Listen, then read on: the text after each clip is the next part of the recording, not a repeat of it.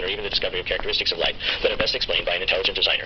And that debate has for quite some time centered on scientific considerations, for example, the high improbability of chance and natural law doing the job.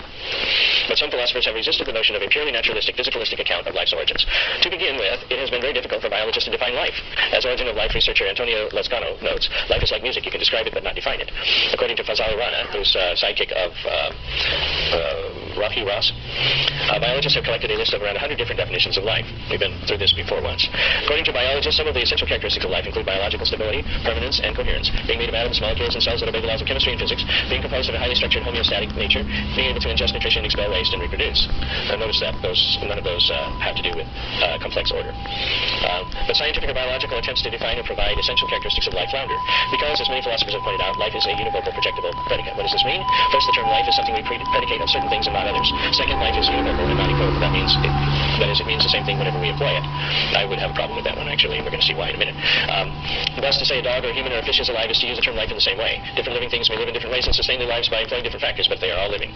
We don't have one definition of life for dog, and another for human, another for fish, and one for fish. If we did, life would be an unwieldy predicate of which we would have no understanding when we applied it to a newly discovered creature. It's alive. What does that mean? Finally, life is projectable. While we start out by using the term life for living things with which we are acquainted, we can also use the term for yet to be discovered actual or possible living things, for example, life in outer space or unicorns. But now a problem arises for biological attempts to define or essentially characterize life. Life is univocally predicable of disembodied souls after death, of angels, and of God himself. And this is one of the places where I get lost a little bit. Even if none of these things exist, their existence, I'm not sure how that follows there, their existence is coherent and intelligible. I guess that means the possibility of their existence. And the projection of life into possibly living things should be univocal. But none of these entities satisfy physical or biological characteristics for life. Thus, life itself cannot be physical, so the argument goes, and there will never be a strictly scientific account of life or its origin. To get life from rearranging matter is to get something, life, which is not physical, from nothing, brute matter that does not have life.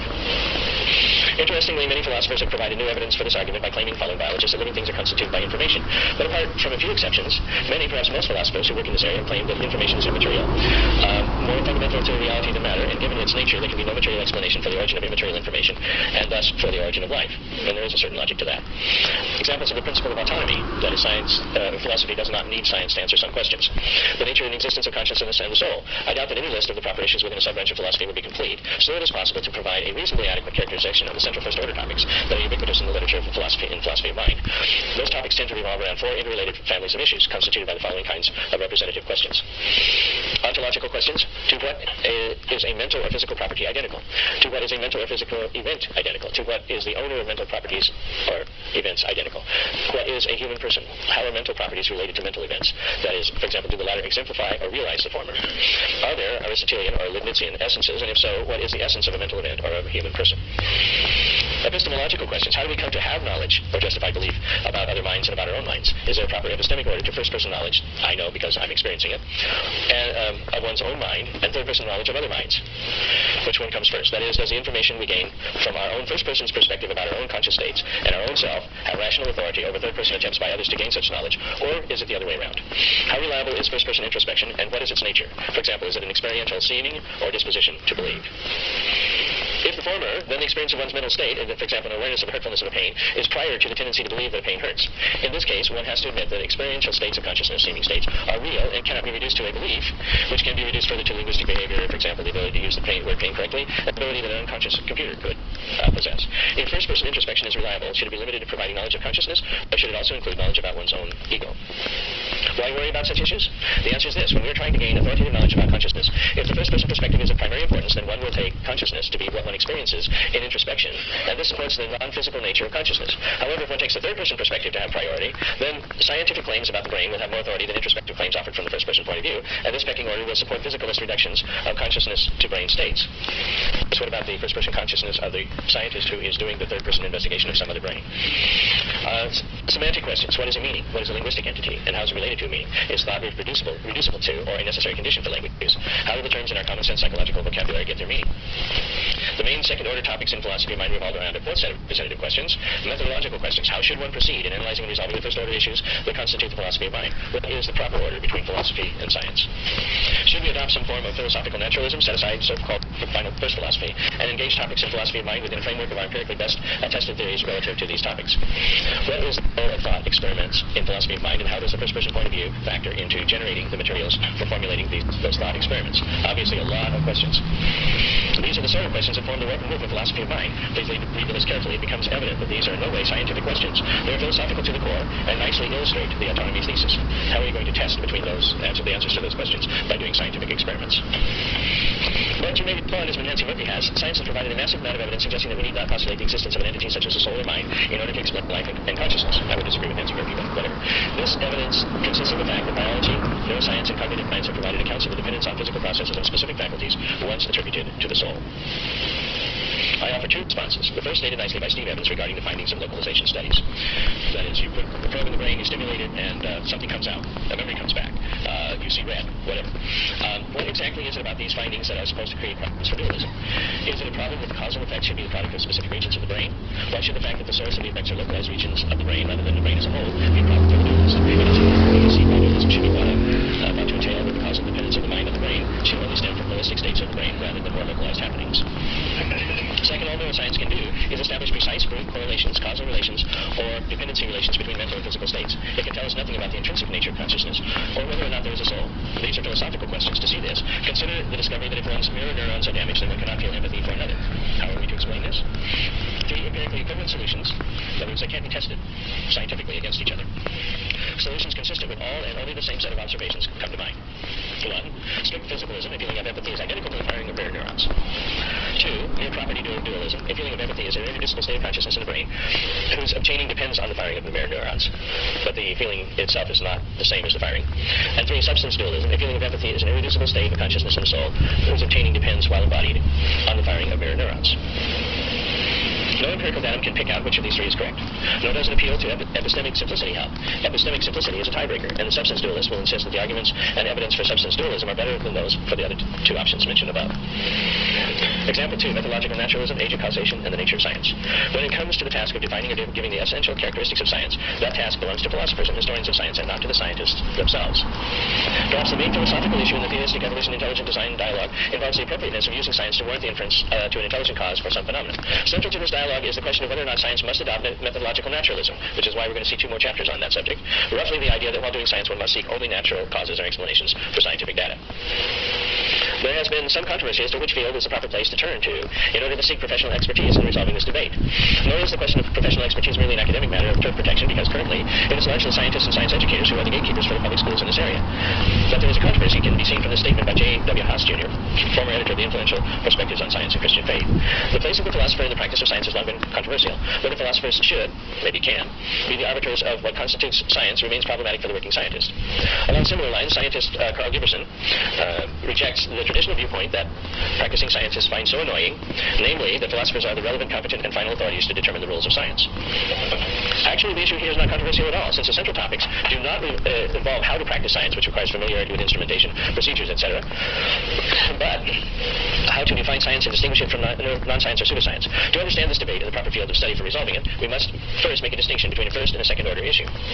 First-order issue is a topic of science about some phenomenon. For example, how to predict earthquakes or manipulate chemical reaction rates. A second-order issue is a topic of philosophy about science itself. That is, its methods, its nature, its difference from other fields. Now, the question of how to define science is clearly a topic for philosophers and historians of science. This is not to say that scientists and others cannot be a part of this discussion. It is merely to affirm that when they participate, they will be largely dealing with philosophical issues for which they are not professionally trained. I'm not sure that professionally has much to do with it, but certainly one has to pay attention to certain issues. The fact that these issues are philosophical and not primarily scientific can be seen from the following. Read the relevant debates and discussions and ask what scientific experiment, what scientific procedure one would use to resolve the dispute about the nature, proper definition, and limits of science. Or get any college catalog and look at the course descriptions in the different branches of science. You will discover that almost nowhere in an undergraduate or graduate program even, in any branch of science are the relevant topics discussed, except perhaps in the first week of freshman chemistry.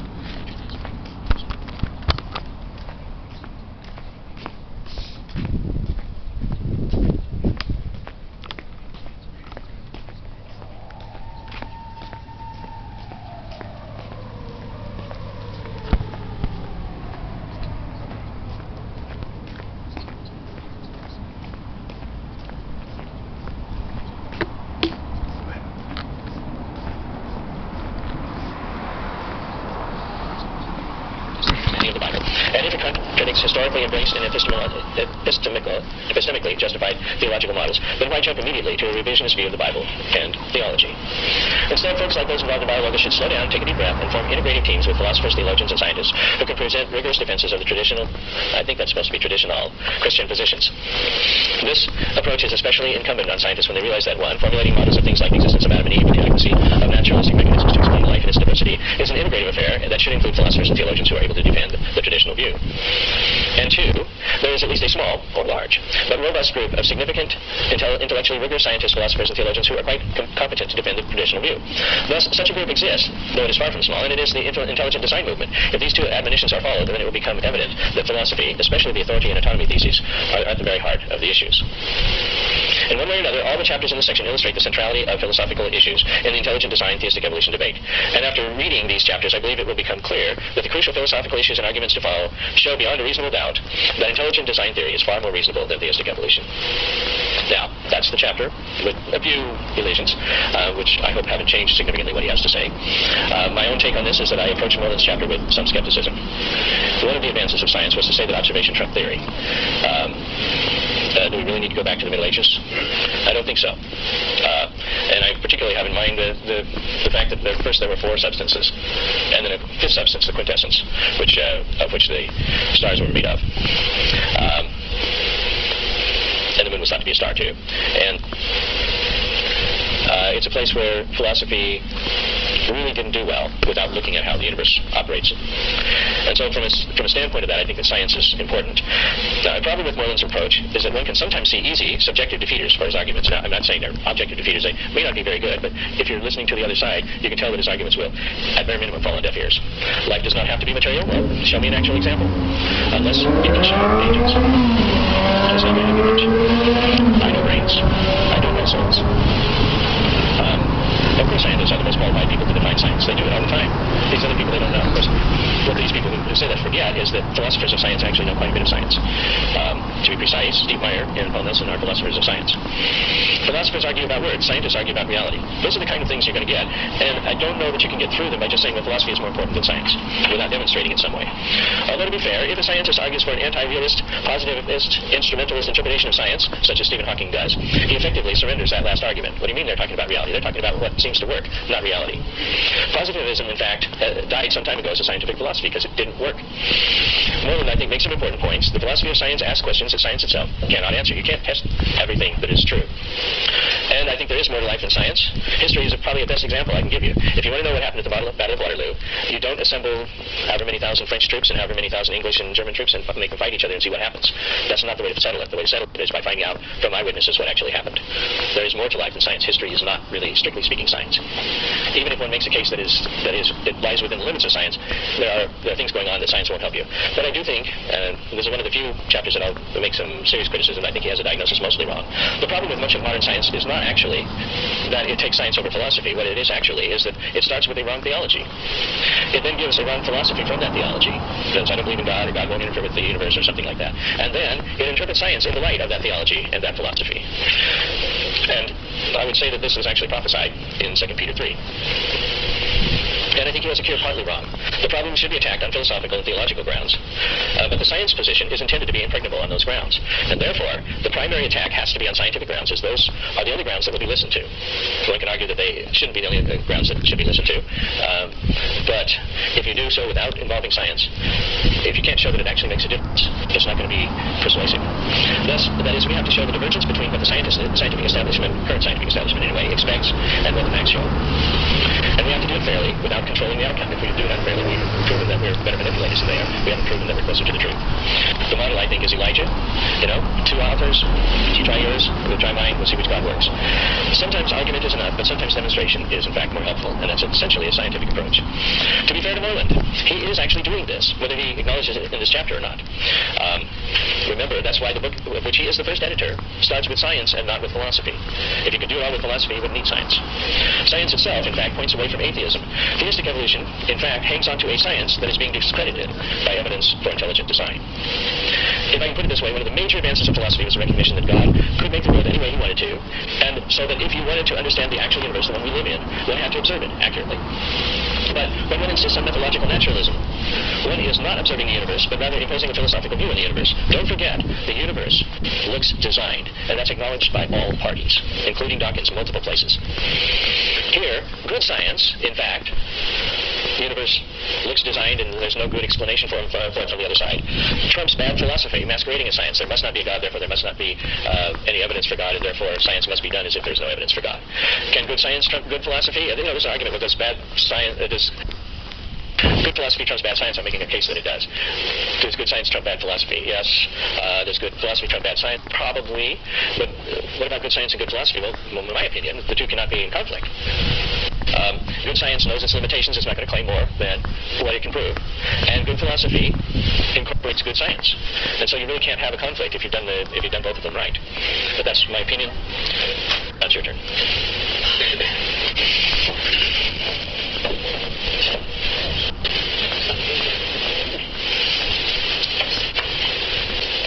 Nobody's coming. Okay, Ariel, go ahead. I'm not quite ready for what I'm going to say, but it seems to me that something could be learned from the way theology, which we could broadly interpret as a philosophy to a certain extent, has repeatedly capitulated to science. And this has caused, I think, success of science to a certain extent. When the two mechanics came in, they had to give up a lot of ideas, theological ideas. And then when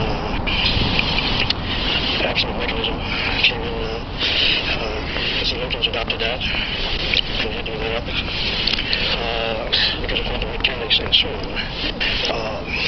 Theology has lost its reputation in front of science. I don't know that it has really a sound reason for doing that, but it's the facts of science tend to impress us more than the facts that are less empirical, that we often use, like consciousness and emotions and so on.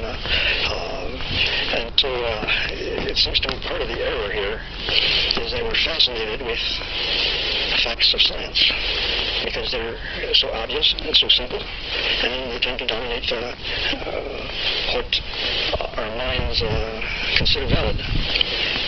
But that's a limiting factor that may not be realistic. And so I think part of the argument here needs to be that don't stick to that which is obvious, because you don't know how much there is that is not obvious. And the information is pretty bad when you try to put out very broad conclusions. Be careful and be aware of the limitations of your information. What? 6 blind men and the elephant, yes. Yes. Yes. Well, I think there's something that's interesting because virtually no one really complains about the philosophy of science being important and the question of whether there's a demarcation there. Because if you're going to say science is authoritative, non-science is not, or science is more authoritative than non-science, however you want to put that, if you're going to say that, then you need to be able to say, well, what is science? And that's clearly not a question that can be settled by empirical investigation. And so most of the time, the truth of the matter is that philosophy of science people pretty much have the field to themselves. The only difference, I think, is that philosophy of science often includes the history of science. And you might say that the history of science is quasi-scientific data. That is to say, it involves what we know about how science has behaved in the past, and that therefore, if you're trying to answer a question of how does science work, well, the best way to find out is probably to see how science has worked in the past. Yes? Yes. Refer back to our book on space-age interpretation of the Bible and predominantly modern linguistics. What comes to mind is Alfred North Whitehead's his process theology. I elaborate on that when I was working with my work. Lee and I were living for several years in different cities, and so I was all alone with this work. And it occurred to me right off, it's totally philosophical, of course. It's philosophical theology. You can't. I was very much involved in Kundalini Raja Yoga, and it's all the same. But what comes to mind is, and I'm a bit enamored of Whitehead, so I think I'm going to let Lee, if you want to elaborate on like we do on shows, but we need here to interject, as far as I'm concerned, in my expertise, this particular work, something said about process theology here.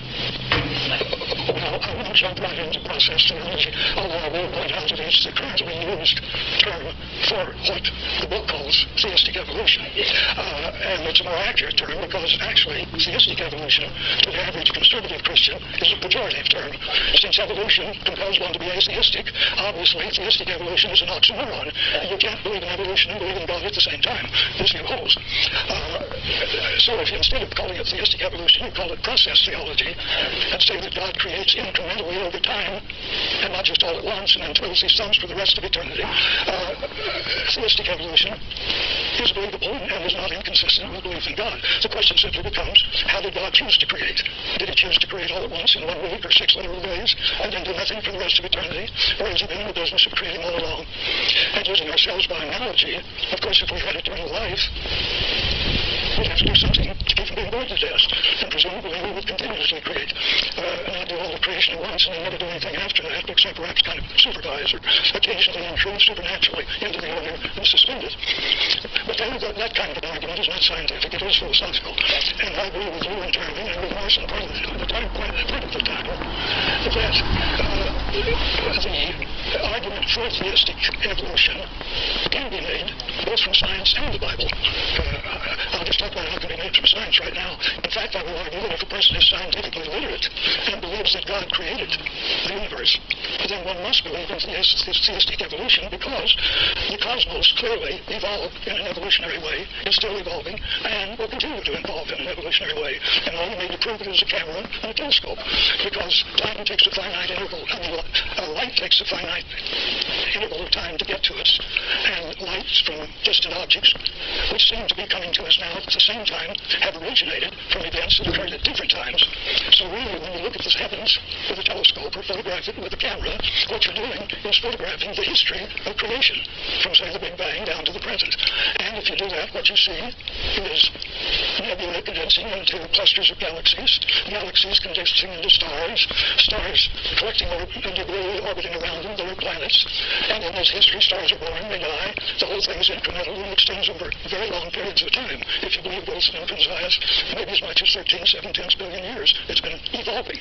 So if one believes in God and one believes in modern astronomy, it seems to me you have to believe that there is such a thing as theistic evolution, and it is not an oxymoron. The real question becomes, does that also apply to biological evolution? Did it happen at one time, in 1 week, or has it been happening? And you have evidence both ways. If you go to microbiology, where organisms turn over very, very fast, you can see evolution occurring from 1 year to the next, for example.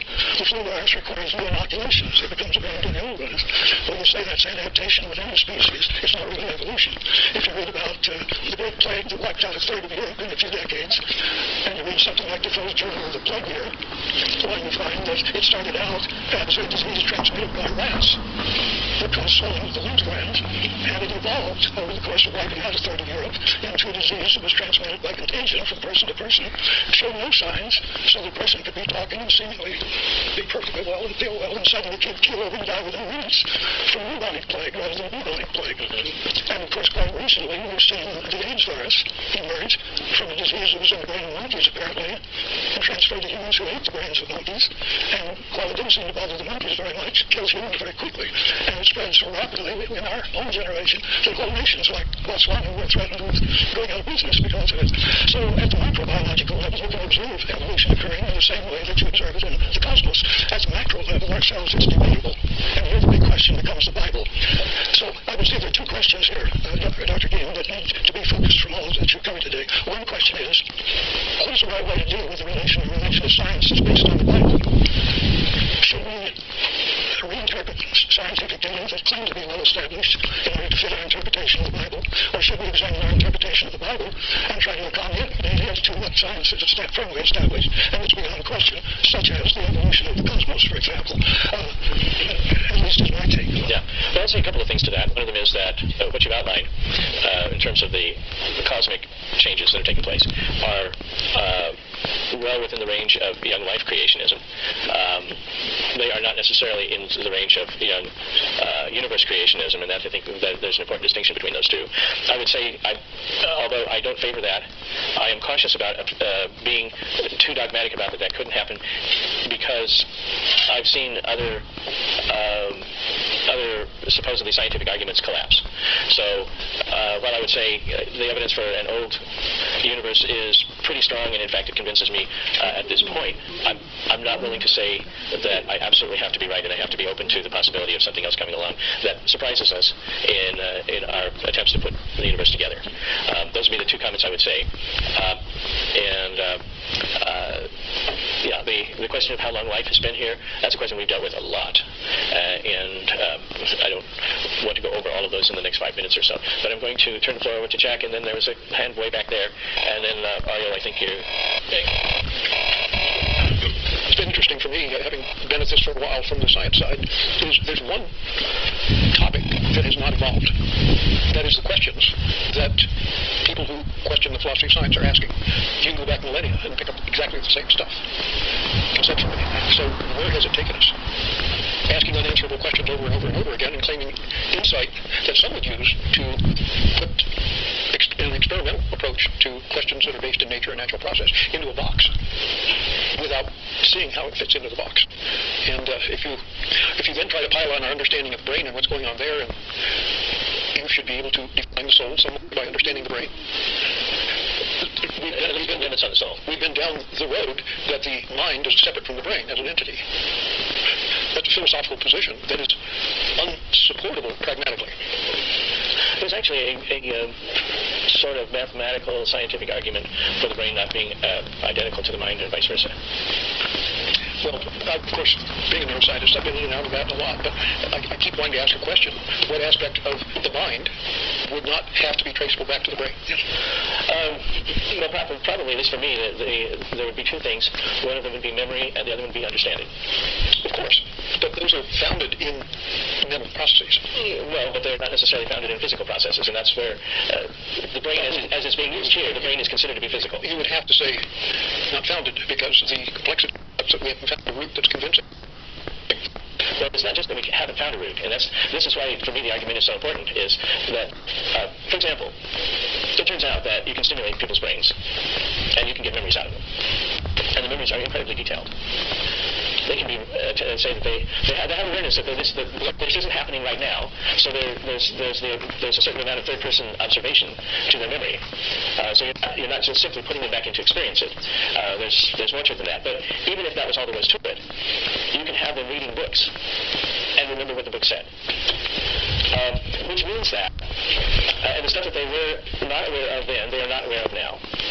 But the stuff that they were aware of then, they are aware of now. And I'm having trouble figuring out where the hard drive is to store all that stuff. You put it very well. There is a hard drive. One thing we do know is if the hard drive crashes, the mind is non-existent. Yes. As a usable entity. Yeah. But see, the philosophical question, and this is an important one, is the mind more like a computer, or is the mind more like a radio receiver? You see, if you have a radio receiver, you can smash it, and there will be no programming coming in. You won't be able to hear anything. On the other hand, the programming is still there. As a witness, you can get another radio and tune it to the exact same frequency. So you've got it. The programming is still there unless you take the philosophical position that characterizes philosophical naturalism. Because that programming has to be outside of the actual processing. But what I'm saying is that the argument that the brain is exactly the mind is not one that will not allow for anything outside of... the brain has to be a computer at that point. It cannot be a receiver. It can be both. But if it is both...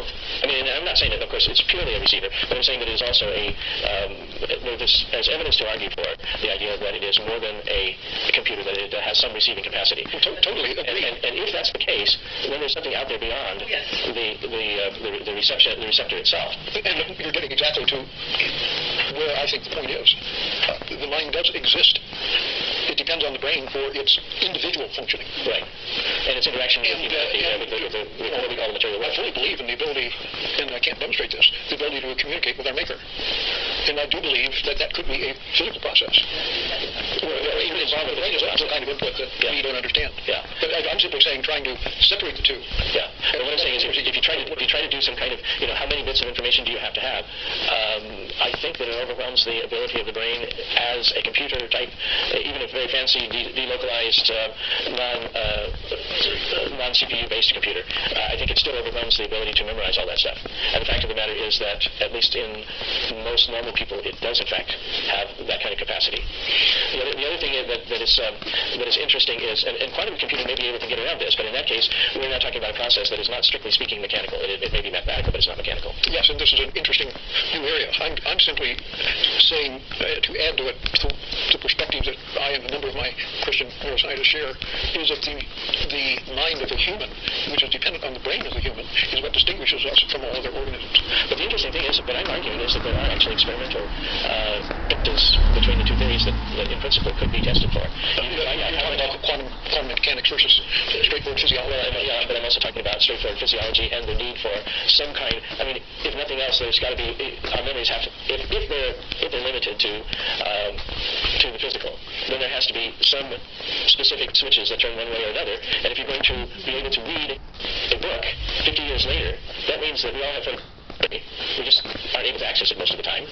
And it means that every single word of every single page, perhaps we digest them so fast and that we don't actually see letters, that gets registered as words, but you're still going to have to put them somewhere. You're going to have at minimum, you run out of atoms sooner or later. And I think that the data storage requirement is so great that you're not going to be able to put them all into a physical brain. Of course, I have yet to hear a well-founded estimate of what the capacity of the brain is. When you have billions of neurons in the brain, right, interconnected with each other 1,000 times, each neuron getting input from something that capacity you're approaching infinity. You're not approaching infinity fast enough, I don't think. The terabytes of information that you're going to have to keep inside may dwarf... I'm totally comfortable with the information you're understanding coming from outside you. Our brain just gives us a way to receive that and process it. Yeah, and nothing I say is intended to say that the brain, at present life, is that the brain is not essential. When everybody cuts off your head, your memories will cease in 15 seconds, guaranteed. Well, you really better be aware of whether or not they ceases instantaneously. The head's actually... I know what you mean. For practical purposes, yes. The way of expressing it is not. No, to me, we're engaging in...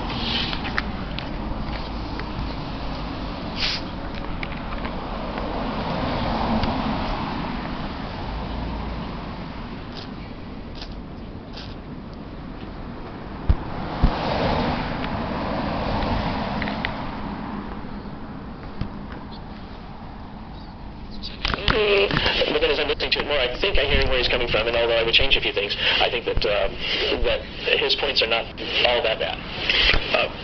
My last statement to me, the underlying principles that philosophical naturalism embraces is the reason why we haven't gotten anywhere. You refuse to look outside of your own brain to look for input that your brain is set up to use. Is why we're on the same points for at least centuries. Yeah. Well, we have a comment way back. I don't know if I can get the mic back to her or not, but Lex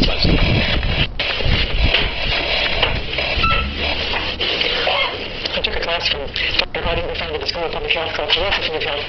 He asked the class one day, are you a body or do you have a body?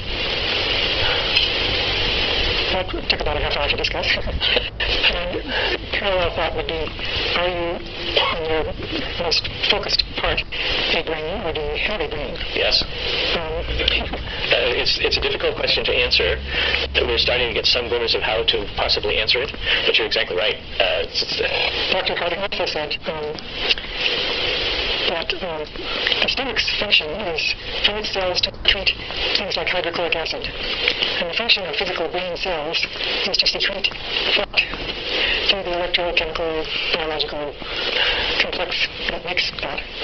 And there is no soul or spirit that's going to leave the body when you die and go someplace else. What makes the humans above all other animals, and we are in the kingdom, that's what I'm going to say there's the fourth human kingdom, is that we do have this capacity for relating to God, relating to people, making moral decisions, and moral includes both moral and immoral. You can choose to do something good or you can choose to do something evil, and those are both moral choices in the bad sense of the word. But they are not dependent on the function of a spirit inside me. God is spirit. Angels, and He is divine spirit. Angels are spirit beings, rather than human beings, and they can take human form. But we are not spirits. We are humans with brains that were created in the image of God. Our brains have the capacity to make spiritual, moral choices. Because we're created in the image of God, we have eyes, and that means that God can see. We have ears, created in His image. This implies that He can hear us. We have mouths. This implies He wants to speak to us. But we do not require souls or spirits inside of us, separate from us, in order to be fully human, because all human beings are far higher than the materialist or evolutionist would give credit for. Yes, it's interesting because we looked at some of the evidence, particularly in quantum mechanics, suggesting that the real world is not made of particles that bump against each other and send out fields. That the really real world, the one that you can actually test, behaves like it was created by a mathematician to obey mathematical rules, that some of which are coextensive with mechanical rules and some of which are not.